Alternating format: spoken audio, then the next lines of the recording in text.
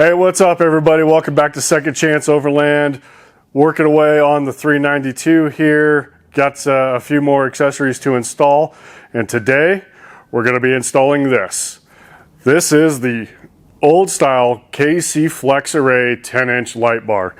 Now these are actually out of production and you can no longer get them.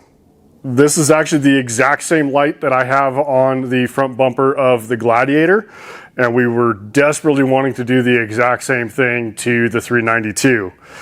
So as luck would have it, one of my local off-road shops had one of these up on display, and after some repeated visits, I convinced them to remove the display and sell it to me since it was no longer available, and there was really no need for them to have it on display anymore. So got pretty lucky. Unfortunately, it didn't come with any of the wiring or anything, but that's not a big deal because I'm going to be cutting half the wiring apart anyway. So I did already wire on a Deutsch connector to the end of the pigtail that was there. So we're going to go ahead and get this started on the front bumper of the 392.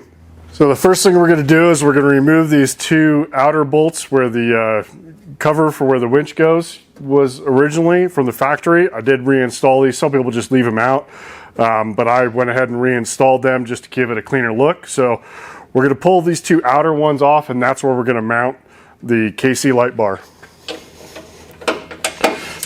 Now this is a T45.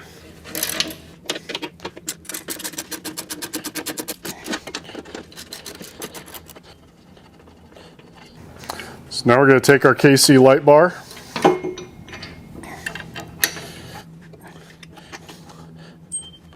and mount it directly to those existing holes.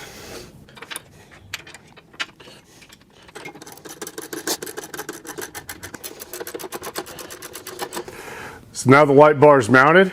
All we have to do now is wire it up.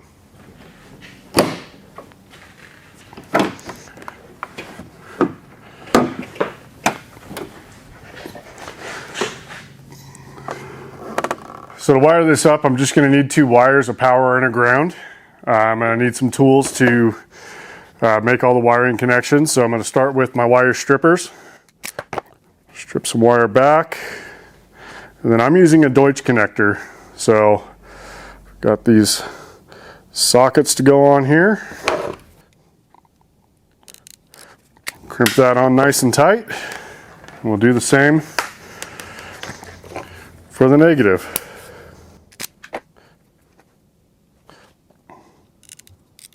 So now all I have to do is feed these through the Deutsch connector, get them to clip in, and then put our retaining clip in. But before I do that, I want to make sure that I have the wires in the correct orientation. I don't want to have the power to the ground wire on the actual light. So we'll double check that. Okay, so we just feed our wire with the connector through. Once we got those through, we'll just put our retaining clip in. So now that part is ready. All right, so I got my wires to length. I've got a protective coating that will hold the wires together and give them a cover. And I've got a couple pieces of heat shrink tubing. So I'm going to start with putting the heat shrink tubing on and send that all the way down to the end of the connector as far as I can. Now that I've got that on there, I can start feeding my wires through.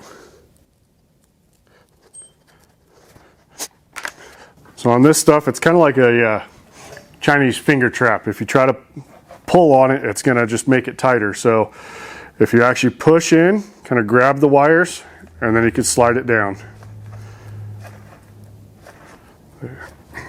Just do that to feed it all the way through. This is a braided sheathing. All right, so we got the heat shrink tubing over the end of the cover and to the wire, so we're going to heat shrink that to it so it'll keep a nice tight bond.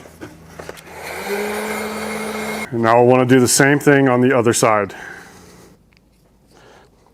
All right, now we're going to be connecting this to our S-Pod, so that's why we only need the power and ground wires. Everything else is done through the S-Pod. And the S-Pod does come with heat shrink tubing and connectors, spade connectors for the actual S-Pod itself. So we need to strip some wire back, put our heat shrink tubing on, and then our connector. Heat shrink this. So that's it. So now we've got our harness built for the KC light bar. All we got to do is run the wire, make the connections, and we are good to go. All right, so I got the wire harness run. Now we're going to connect it to our S-Pod. So we're going to take the cover off. And this is a tight fit on these 392s. And we are going to feed this wire through the bottom side. There's a little rubber gasket with a slit in it so that you can run your wires up through there. So we're going to connect this to switch number 3. So for that, we just need to find one that says SW3. We will connect our red power cable to that. And right next to it is the ground, and we'll connect our black cable to that. All right, put our cover back on. Now we just need to test it out.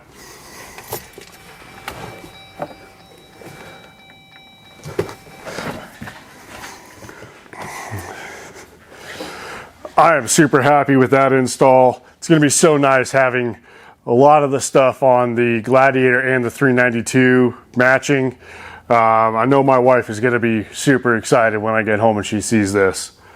That's going to do it for this video. There is plenty more to come on the 392 and the other projects. I hope you've enjoyed the video. If you did, give it a thumbs up. And if you want to see more, remember to hit that subscribe button. And I'll see you next time on Second Chance Overland.